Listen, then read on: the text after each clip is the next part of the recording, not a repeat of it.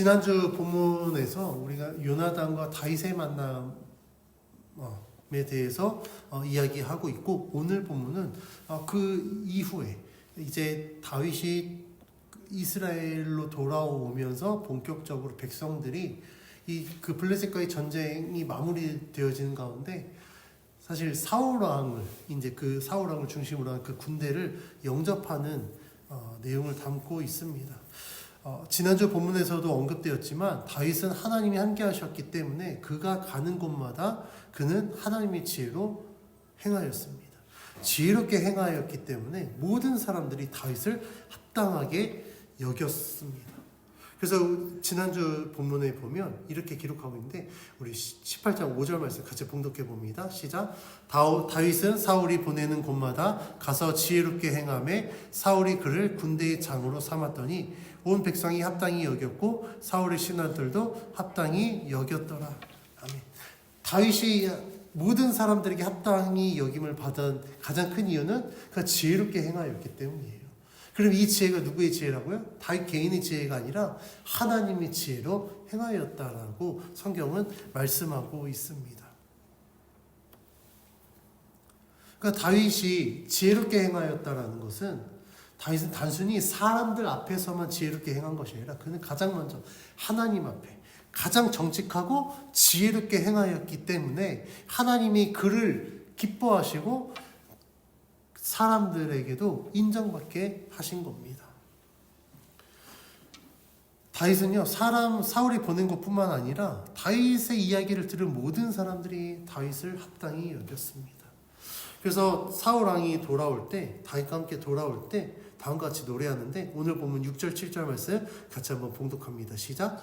무리가 돌아올 때 곧 다윗이 블레셋 사람을 죽이고 돌아올 때에 여인들이 이스라엘 모든 성읍에서 나와서 노래하며 춤추며 소고와 경쇠를 가지고 왕 사울을 환영하는데, 여인들이 뛰놀며 노래하여 이르되 사울이 죽인 자는 천천히요 다윗은 만만히로다 한지라.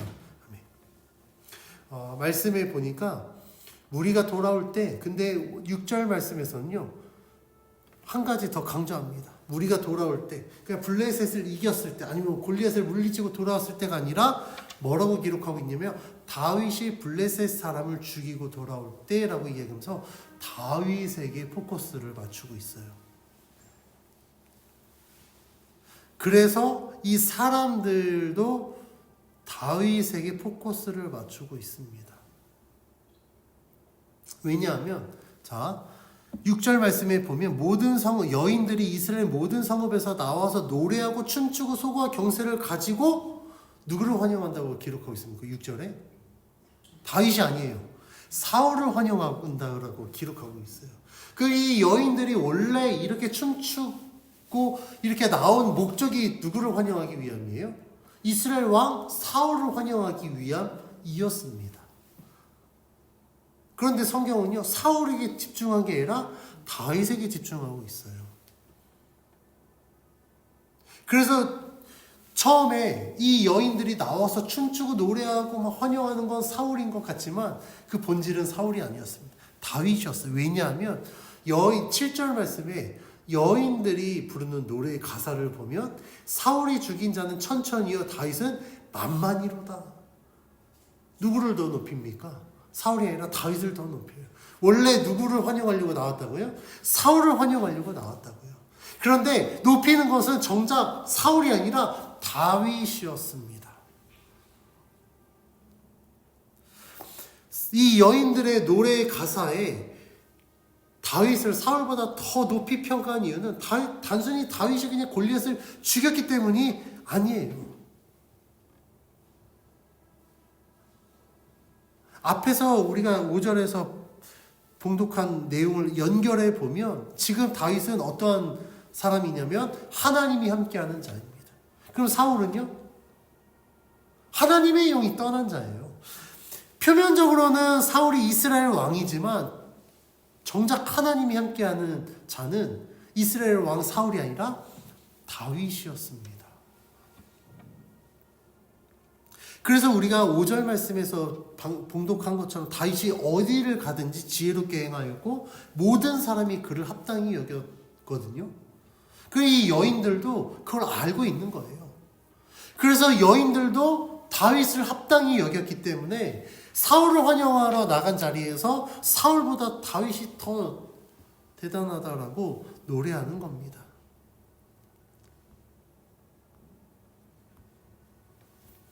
이 여인들의 노래를 통해서 알 수 있는 건 다윗에 대한 이런 평가는 어떤 특정 부류의 사람들의 평가가 아니라 이미 이때 당시 이스라엘의 대중적인 평가였다라고 할 수 있습니다. 다시 말하면 하나님이 함께하고 있기 때문에 모든 사람들에게 인정을 받고 있었던 거예요.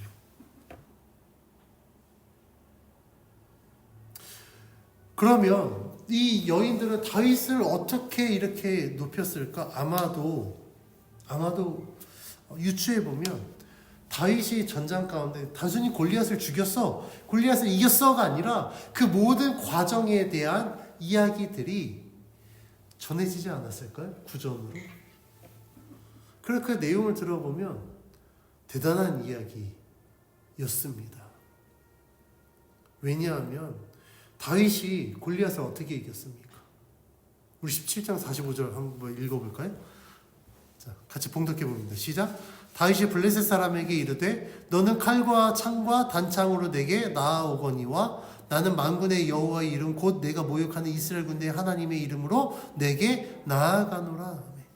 다윗은요 칼과 창과 단창으로 무장한 골리앗을 무엇으로 상대했습니까? 여호와의 이름으로 상대했어요. 굉장히 무모한 짓입니다. 지금 더 강한 무기로 상대해도 이길까 말까 한 골리앗을 오직 여호와의 이름으로 상대한 거예요. 그 결과가 더 중요하죠. 그 결과가 어떻게 됐습니까? 골리앗을 쓰러뜨렸어요. 그 어떤 장수도 그 어떤 군인도 심지어 사울 왕도 대적하지 못했던 골리앗을 여호와의 이름으로 대적한 다윗이 이겼다고요. 사람들은 이 이야기를 들은 겁니다. 그래서 다시 한번 다윗을 통하여서 하나님의 위대하심, 하나님의 그 크신 능력들을 그들이 알게 된 거예요. 아, 여호와의 이름으로 나아가면 하나님이 하시는구나.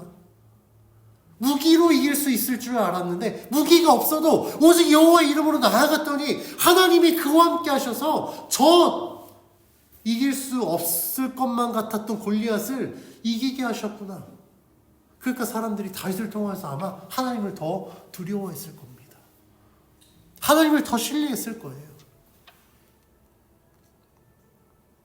그래서 전쟁을 마치고 돌아올 때 사울을 환영하기 위해서 나아갔던 여인들이었지만 그 노래의 실제 가사는 사울이 죽인 자는 천천히 다윗이 죽인 자는 만만이라고 이야기하면서 노래하면서 다윗을 더 높였습니다.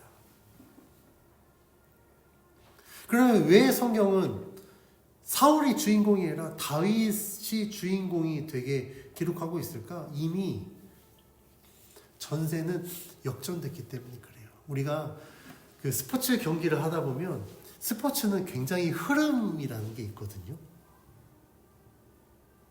그 실제로 그래서 그 운동선수들 이야기를 들어보면 나중에 막 엄청난 극적인 역전승을 하고 나서 그 경기에 대해서 이야기를 들어보면 지고 있어도 질 것 같지 않는 느낌을 받는다라고 하나같이 이야기하더라고요. 그럼 여지없이 이깁니다. 그 왜 그러냐면 눈에 보이는 건 분명히 지금 스코어는 지고 있어요.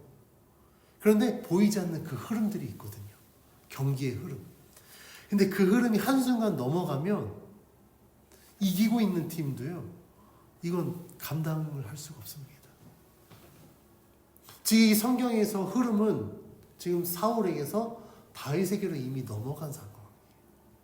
하나님이 이미 사무엘을 통해서 다윗에게 기름을 부으셨잖아요. 그럼 하나님이 인정한 왕은 사울이 아니라 다윗인 겁니다. 그러니까 지금 왕권에 대한 그 모든 관심과 이 힘의 균형이 지금 사울에서 다윗에게로 옮겨져 가고 있기 때문에 오늘 본문에서도 계속해서 다윗에게 집중되어져 있는 겁니다. 그런데 이 사실을 모르는 한 사람, 그 주인공은 사울은 여인들의 이야기를 듣고 굉장히 불쾌합니다. 당연히 불쾌하겠죠. 이 사울이 분노한 이유는요, 왕권을 빼앗길 것 같은 위기감에서 시작됩니다. 그래서 사울은 이렇게 생각합니다. 8절 9절 말씀 함께 봉독해 봅니다. 시작. 사울이 그 말에 불쾌하여 심히 노하여 이르되 다윗에게는 만만을 돌리고 내게는 천천만 돌리니 그가 더 얻을 것이 나라 말고 무엇이냐 하고 그날 후로 사울이 다윗을 주목하였더라. 아멘. 사울이 생각하기에 야, 나에게 천천을 돌리고 다윗의 만만을 돌려? 그 다윗이 그 다음에 얻을 수 있는 건 나라밖에 더 있겠냐? 다시 말하면 그 다음 스텝은 이제 왕이 되는 거 외에는 없다라고 생각을 한 거예요. 그러니까 사울이 얼마나 위기감을 가졌겠습니까? 야, 이거 자칫 잘못하다가 왕권을 빼앗기겠구나. 그래서 9절 말씀에 뭐라고 기록하고 있습니까? 사울이 다윗을 주목하였다라고 기록하고 있어요. 그러니까 예의주시한 겁니다. 제가 쿠데타를 일으키지 않을까? 내 왕권을 빼앗기지 않을까? 그래서 다윗을 주목하게 됩니다.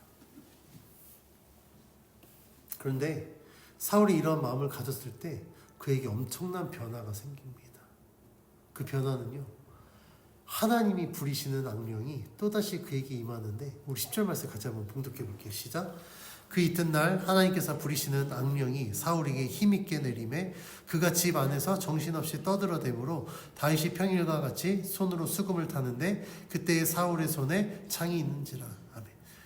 사울이 이전에도 16장에서도 이미 하나님이 부리시는 악령이 그에게 임했어요. 그런데 오늘 본문에 또 하나님이 부리시는 영이 그에게 임하는데 이전의 악령과는 차원이 다릅니다. 왜냐하면 16장 14절에서는 여호와께서 부리시는 악령이 그를 번뇌하게 하였다라고 기록하고 있어요.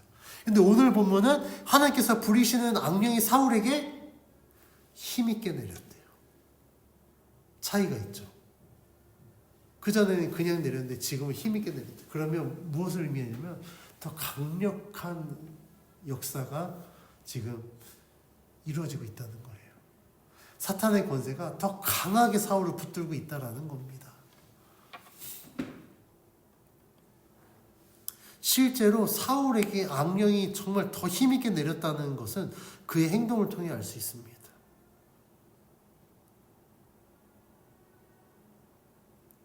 왜냐하면 16장에서는 사울이 번뇌하고 있을 때 어떻게 그것을 해결했냐면 다윗이 수금을 탔어요. 그래서 16장 23절에 하나님께서 부리시는 악령이 사울에게 이를 때에 다윗이 수금을 들고 와서 손으로 탄즉 사울이 상쾌하여 낫고 악령이 그에게서 떠났다라고 기록하고 있습니다. 그런데 오늘 본문은요, 전혀 달라요. 똑같이 악령이 임했고요, 똑같이 다윗이 수금을 탑니다. 그런데 오늘 본문에서는요, 다윗이 수금을 타는데 사울이 상쾌하여 나았다라는 표현이 없어요. 수금을 타도 낫지 않고 도리어 악화됩니다. 이전에 효과가 있었던 방법이 통하지 않는 상황이 되어버린 거예요. 이것은 아마도 마치 우리가 병세가 악화가 될 때 진통제가 점점 가면 갈수록 병세가 더 강해지면 일반 진통제가 말을 듣지 않아요. 그러면 그때부터는 마약성 진통제를 사용합니다. 그리고 점점 용량이 늘어나요. 횟수가 늘어납니다. 근데 우리들의 영적인 문제도 똑같아요. 처음에는 굉장히 약한 존재가 우리를 시험하고 우리를 유혹합니다. 근데 우리가 그 사탄의 역사를 믿음으로 이겨내잖아요. 그 사탄이 떠나갈까요? 아니요. 그 다음에 더 강한 상대가 옵니다. 어찌 보면 우리 성도님들이 굉장히 좀 힘든 이야기일 수 있겠지만 하나님 나라에 들어가는 그 날까지 우리는 사탄과의 싸움의 연속입니다. 계속 싸워야 돼요. 이겨내고 극복하면 더 강한 상대가 계속해서 우리를 넘어뜨립니다. 지금 사울이 그런 상황이에요. 이전에 그냥 다윗이 수금을 하면 상쾌하고 나아졌어요. 그런데 지금은 안 돼. 왜요? 악령이 더 힘있게 임했잖아요. 그러니까 더 강한 상대가 지금 온 겁니다. 그래서 사울은요, 이것을 극복하지 못합니다. 그래서 다윗을 죽이려고 합니다. 그래서 사울은 이렇게 행동합니다. 11절 말씀 같이 봉독해 봅니다. 시작. 그가 스스로 이르기를 내가 다윗을 벽에 박으리라 하고 사울이 그 창을 던졌으나 다윗이 그의 앞에서 2번 피하였더라. 때마침 사울의 손에 창이 있었던 거예요. 내가 저 다윗을 죽여버리겠다. 수금 타고 있는 다윗에게 창을 던졌는데 다윗이 탁탁탁 피해버린 겁니다. 그런데 이 광경을 보고 사울이 어떻게 행동하냐면 12절 말씀 같이 봉독해 볼게요. 시작. 여호와께서 사울을 떠나 다윗과 함께 계심으로 사울이 그를 두려워한지라. 창을 던져도 죽지 않는 다윗을 보고 두려워하기 시작합니다. 사울이 두려워한 이유는 2가지입니다. 첫 번째는 하나님이 이미 자기 곁을 떠났다라는 사실 때문에 두려워했고, 2번째는 그 떠난 하나님께서 지금 다윗과 함께하고 있기 때문에 사울이 두려워했던 거예요. 사울은 여호와께서 다윗과 함께하고 있기 때문에 그가 골리앗을 이겼고 모든 사람들에게 인정을 받고 심지어 여인들도 사울이 죽인 자는 천천히고 다윗이 죽인 자는 만만이다라고 하면서 다윗을 높인 그 모든 상황들을 알고 있었습니다. 아마도 사울은 하나님이 자신의 곁을 떠난 것, 그것까지는 어떻게 꾸역꾸역 버티고 극복할 수 있을지 모르겠어요. 그런데 하나님이 함께한 다윗은 그가 극복할 수 없는 난제였습니다. 어려운 문제였던 거예요. 그럼 사울은 이 상황에서 어떻게 했었어야 될까요? 이것을 보고 두려워하고 그냥 그 자리에 주저앉을 것이 아니라 하나님 앞에 회개했었어야 돼요. 하나님의 은혜를 구했었어야 됩니다. 하나님, 제가 몰랐습니다. 제가 이 자리까지 올 수 있었던 건 하나님이 나와 함께 하셨기 때문이었다는 사실을 제가 몰랐습니다. 너무 교만했습니다. 용서해 주십시오. 다시 저와 함께 해 주십시오. 제가 하나님을 믿고 신뢰하겠습니다. 하나님의 뜻을 따라 이 왕의 역할을 감당하겠습니다. 라고 하나님 앞에 회개하고 기도했었어야 됩니다. 하나님의 도우심을 구했었어야 됩니다. 그런데 사울은 그렇게 하지 않았어요. 사울에게 회개는 없었습니다. 그저 그 상황 때문에 두려워할 뿐이었던 거예요.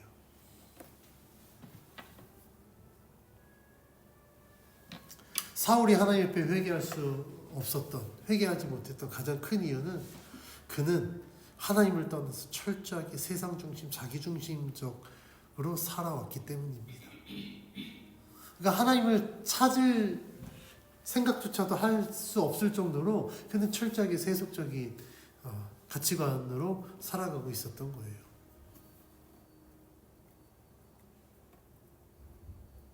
그래서 우리가 이전 부분에도 보면 사울이 왕이 되고 난 이후에 그가 하나님을 버립니다. 하나님의 곁을 떠납니다. 그리고 사울은 그때부터 계속해서 하나님의 뜻을 묻고 하나님의 말씀에 순종하여 나라를 통치한 게 아니라 자신의 생각대로, 자기가 원하는 대로 나라를 통치했습니다.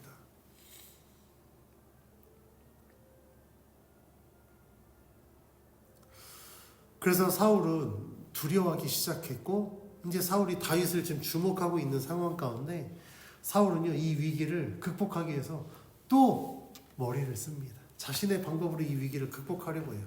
그게 무엇이냐면 다윗을 천부장으로 임명하는 겁니다. 천부장으로 임명하면 다윗을 관직으로 등용했구나 라고 생각할지 모르겠지만 아니에요. 천부장은 장군이거든요. 아마도 사울은 다윗을 천부장으로 삼아서 다음 전쟁 때 최전방으로 내보내서 쥐도 새도 모르게 그냥 자연스럽게 다윗을 죽게 하려고 이렇게 했었던 것 같습니다. 그런데 사울의 계획이 완전히 틀어져 버려요. 다윗이 천부장이 되면서 사울은 오히려 그를 더 두려워하게 됩니다. 왜냐하면 사울이 천부장으로 다윗을 세우고 난 이후에 다윗은요, 하나님의 지혜를 계속해서 행하고 있잖아요. 그러니까 사람들에게 더 인정받게 된 거예요. 그래서 14절 말씀에 이렇게 기록하고 있습니다. 같이 봉독합니다. 시작. 다윗이 그의 모든 일을 지혜롭게 행하니라. 여호와께서 그와 함께 계시니라. 하나님이 함께 하셨기 때문에 다윗은 계속해서 지혜롭게 행하게 됩니다. 다윗이 지혜롭게 행한 결과는요, 두 가지로 나뉘어지는데, 우리 15절, 16절 같이 봉독해 봅니다. 시작. 사울은 다윗이 크게 지혜롭게 행함을 보고 그를 두려워하였으나 온 이스라엘과 유다는 다윗을 사랑하였으니 그가 자기들 앞에 출입하기 때문이었더라. 아멘. 다윗이 지혜롭게 행하였을 때 두 가지 반응이 지금 기록되어 있습니다. 15절에서는 어떤 반응이 나타납니까? 사울이 그를 보고 두려워해요. 그런데 16절에서는 다윗이 지혜롭게 행하니까 이스라엘과 유다가, 그러니까 모든 백성들이 다 다윗을 사랑하게 됩니다. 너무나도 상반된 반응이 똑같은 상황 가운데 나타나게 돼요. 그럼 사울은 왜 다윗을 두려워했습니까? 자기가 하나님을 떠났잖아요. 그 하나님이 이제 떠났잖아요. 그 하나님 없이 살아가니까 하나님의 역사가 감사하고 기쁨이 된 게 아니라 하나님의 역사가 두려웠던 거예요. 왜요? 하나님이 내가 가진 걸 빼앗아 갈까 봐.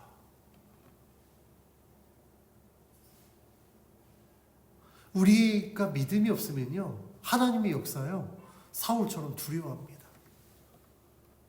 믿음의 사람들에게 우리가 하나님을 믿고 신뢰하잖아. 하나님이 역사하시면 그게 얼마나 감사합니까?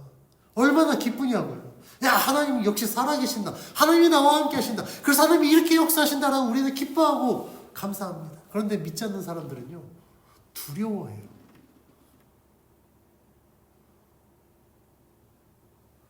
인간이 가장 두려워하는 게 무엇인지 아십니까? 죽음입니다. 우리 성도님들도 죽음 두려워하시죠? 제가 보니까 죽음 두려워하더라고요. 그런데 우리가 진짜 믿음을 갖고 있으면 우리는 육신의 죽음을 두려워하면 안 됩니다. 왜요? 육신의 죽음이 끝이 아니라 그 이후에 하나님 나라가 있잖아요. 영원한 생명이 우리를 기다리고 있잖아요. 그래서 저는 죽음이 두렵지 않습니다. 정말 솔직한 마음이에요. 그런데 그렇게 믿음을 지켰던 분들이 정말 요단강 강가에 딱 서면 두려워하더라고요. 제가 그 모습을 굉장히 많이 봤거든요. 임종 지키면서도 봤고. 제가 그때부터 하나님 앞에 기도한 게 뭐냐면, 하나님, 요단 강편에 가면 저는 빨리 강을 건너게 해주세요. 그 강가를 거닐면서 두려워하지 않게 해주십시오. 그런데 세상에 많은 사람들이요, 죽음을 두려워합니다. 왜냐하면 그들에게는 영원한 생명이 없잖아요. 그들에게 하나님 나라가 없으니까. 그러니까 하나님이 그걸 다 주겠다고 하는데도 두려워서 믿지 못합니다. 그런데 온 이스라엘과 유다는 다윗을 사랑했대요. 왜 그랬을까요? 이들도 다윗에게 하나님이 함께 하신다라는 걸 그들이 본 겁니다. 알고 있는 겁니다. 야, 하나님의 사람은 역시 다르구나. 하나님의 사람은 역시 지혜롭게 행하는구나. 그가 행하는 모든 일들이 우리를 유익하게 하는구나. 하나님이 다윗을 통해서 우리를 위로하시고 다윗을 통해서 우리를 위해서 일하고 계시는구나. 하나님의 은혜를 그들이 경험했기 때문에 그들은 다윗을 사랑하게 된 겁니다. 그러니까 동일한 상황 가운데 지금 전혀 다른 반응들이 나타나고 있습니다. 그 이유가 뭐라고요? 하나님을 믿느냐 믿지 않느냐의 차이예요. 믿음의 차이입니다. 이 다윗을 보면요, 이 한 사람의 영향력이 얼마나 대단한지 알 수 있습니다. 다윗이 하나님을 믿고 하나님께 순종했더니 하나님은요, 골리앗을 이기게 하셔서 이스라엘 전체를 구원해 주셨어요. 블레셋으로부터 그들을 구원해 주셨습니다. 다윗이 하나님 앞에 정직하게 행하였더니 하나님이 그를 지혜롭게 행하게 하셔서 그의 행함을 통하여 모든 백성을 이롭게 했습니다. 다윗이 이렇게 행한 건 누구에게 잘 보이려고, 누구에게 이익을 주려고 한 건 아니었습니다. 다윗은 철저히 그냥 하나님 앞에 개인적으로 내 믿음의 고백으로 하나님을 신뢰했고 하나님을 믿었습니다. 골리앗과 대적할 때 아니 골리앗이 감히 우리 하나님을 욕보여? 하나님의 백성 이스라엘을 조롱해? 내가 믿는 하나님을 조롱하는 그 분노 때문에 싸운 거지. 야, 내가 이번 기회에 골리앗을 물리쳐서 내가 영웅이 한번 돼보자. 내가 좀 이 나라에서 뭐가 돼보자. 이런 목적으로 한 게 아니었습니다. 정말 하나님 앞에 하나님만 바라보고 정직하게 행하였고 믿음으로 행하였더니 하나님이 다윗을 통하여서 이 놀라운 일들을 이루어 가신 겁니다. 그러니까 믿음의 사람이 왜 필요한지, 왜 우리가 믿음으로 살아야 되는지 성경이 말씀해 주고 있어요. 다윗이 대단한 코스를 밟은 거 아닙니다. 대단한 스펙을 갖고 그렇게 한 게 아니에요. 다윗 아주 베들레헴이라는 작은 고을의 2세의 아들이었잖아요. 특수훈련 받은 군인이 아니었다고요. 전쟁은 단 한 번도 치러보지 않았고 그냥 들판에서 뭐 양쳤던 목동이었습니다. 근데 이게 어떻게 가능했습니까? 다윗의 능력이 아니라 하나님이 함께 하셨기 때문입니다. 한 사람의 영향력 이야기하면 대부분 사람들 저는 부족합니다. 연약합니다. 아니요. 여러분들 부족하고 연약한 거 다 알아요. 뭐 잘나지 않은 거 알고 있다고요. 근데 그건 겸손이 아니라 제가 부족합니다. 연약합니다. 아니라 저는 믿음이 없습니다. 하는 고백이에요.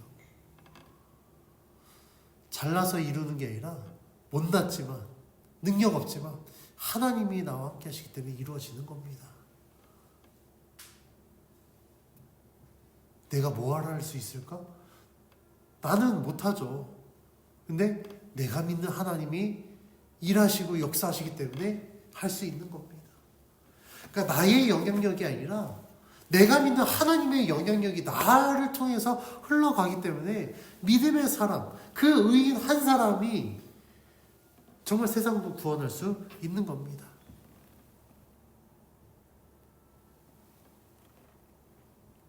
그래서 지금 이 시대에 이런 믿음의 성도가 필요한 거예요. 대단한 목회자, 슈퍼히어로 목회자가 필요한 게 아닙니다. 물론 그런 목회자가 있으면 좋겠죠? 저희 미국의 19세기 부흥이 우리나라 1907년 평양의 장대현 교회에서 있었던 그 놀라운 그런 부흥의 역사가 일어나면 좋겠죠. 근데 지금 시대는 그런 시대 아닙니다. 한 사람에 의해서 세상이 바뀌는 시대 아니에요. 지금 시대는요, 목회자 한 사람보다 정말 하나님 앞에 바르게 살고 있는 신실한 성도들을 통해서 세상이 바뀔 겁니다. 근데 사람들이 이걸 몰라요. 그러니까 목회자를 기대해요. 목회자를 바라본다고요. 근데 안타까운 건 목회자들이 그걸 이용합니다. 그러니까 막 정광훈 같은 사람들이 나대고 있는 거예요. 왜냐하면 실제로 막 사람들이 막 그렇게 몰리니까.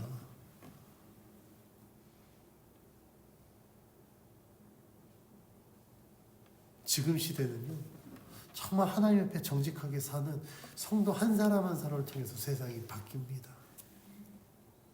우리의 능력이 있어서가 아니라 내가 믿는 하나님이, 그 하나님이 역사하시기 때문에 그 일들이 일어나게 되는 거예요. 오늘 본문에서 이 사울과 다윗을 성경은 비교하면서 지금 이야기하고 있습니다. 사울은 어떤 사람입니까? 하나님이 떠난 사람이에요. 다윗은요? 하나님이 함께하고 있는 사람이에요. 하나님이 떠난 사람과 하나님이 함께하고 있는 사람, 이 둘의 삶이 지금 어떻게 바뀌고 있는지, 그 바뀌는 가족 가운데 이 둘은 어떻게 살아가고 있는지, 그리고 이 둘에 대한 사람들의 평가는 어떤지를 성경이 말하고 있습니다. 그러면서 우리들에게 아마 성경이 지금 질문을 던질 거예요. 당신은 어떻게 살기를 원합니까? 왕의 자리에서 하나님이 떠난 삶, 하나님이 떠났기 때문에 늘 두려워하고 늘 질투하고 불안해하고 번뇌하는 삶을 살기를 원합니까? 아니면 평범한 평민인데 하나님이 함께 하심으로 어디를 가든 지혜롭게 행함으로 말미암아 사람들이 인정받고 하나님께 인정받는 삶을 살겠습니까? 지금 성경이 우리들에게 이 두 가지를 말씀하고 있습니다. 우리는 그래서 이 말씀을 통해서 우리는 분별할 수 있어야 돼요. 우리의 가치관이요, 어디에 맞춰져 있느냐에 따라 우리는 사울로 살 수도 있고 다윗으로 살 수도 있습니다. 우리의 가치관이 세상의 것에 맞춰져 있고 내 중심적으로 맞춰져 있으면 우리는 하나님 없이도 살 수 있을 것이라고 착각합니다. 그런데 하나님 없는 삶은 어떻습니까? 지금 사울만 보더라도 하나님 없는 삶은요, 번뇌와 두려움만 가득합니다. 질투만 가득해요. 불평불만만 가득합니다. 그 결과 그것 때문에 막 번뇌하고 너무너무 다 괴로워해요. 이 괴로움을 벗어나고자 세상적인 방법을 택하지만 그것은 해결되지 않습니다. 수금을 탄다고 번뇌가 나아졌습니까? 아니요, 더 심해졌어요. 사울이 막 발버둥 친다고 해서 그 문제가 해결되지 않았습니다. 오히려 이전보다 더 악령이 그에게 힘있게 역사해서 더 번뇌하게 되었습니다. 그러면 다윗은 어땠습니까? 다윗의 가치관은 철저하게 하나님 중심이었습니다. 그가 하나님을 믿는 믿음 때문에 모든 것들을 행하였거든요.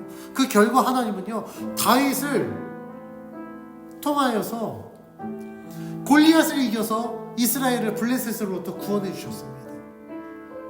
다윗이 어디를 가서 무엇을 행하든지 그가 지혜롭게 행하게 함으로 말미암아 모든 백성들을 이롭게 했습니다. 그리고 모든 백성들로부터 사랑을 받게 했습니다. 이 모든 것은요, 하나님이 그와 함께 하셨기 때문이에요. 하나님의 역사하심 때문에 가능했던 일입니다. 그래서 우리가 이 사울과 다윗을 통해서 알 수 있는 건, 하나님을 믿으면 하나님이 그를 책임져 주신다는 사실입니다.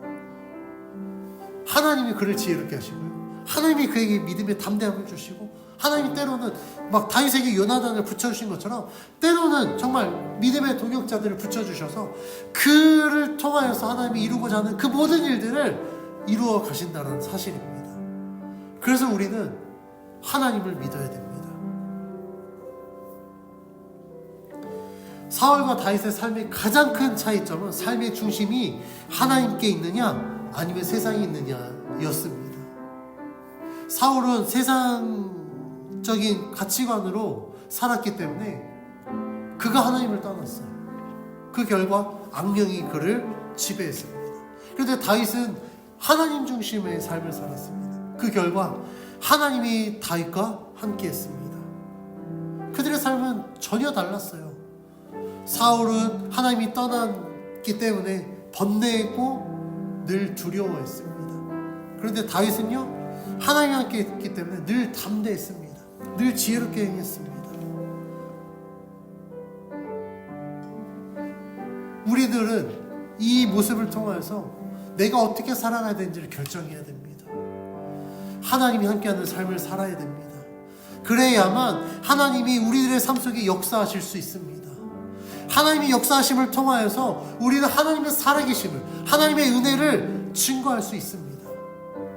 우리가 잘나서 영향력을 행사하는 게 아니라 내가 믿는 하나님께서 나를 사용하시기 때문에 하나님의 영향력을 세상 가운데 증거할 수 있습니다. 하나님이 우리와 함께 하시는 이유는, 우리를 통해서 역사하시는 이유는 그러한 삶을 통하여서 하나님의 살아계심을 세상에 증거하기 위함입니다. 그래서 복음을 증거하고 하나님의 살아계심을 증거하기 위해 부르심 받은 우리는 세상의 가치관으로 살아가는 것이 아니라 하나님의 인도하심을 따라 살아가야 됩니다. 그런 믿음의 성도의 삶이 하나님의 은혜가 나타나는 삶이 되고 복음의 능력, 하나님의 살아계심을 증거하는 삶이 될 줄 믿습니다.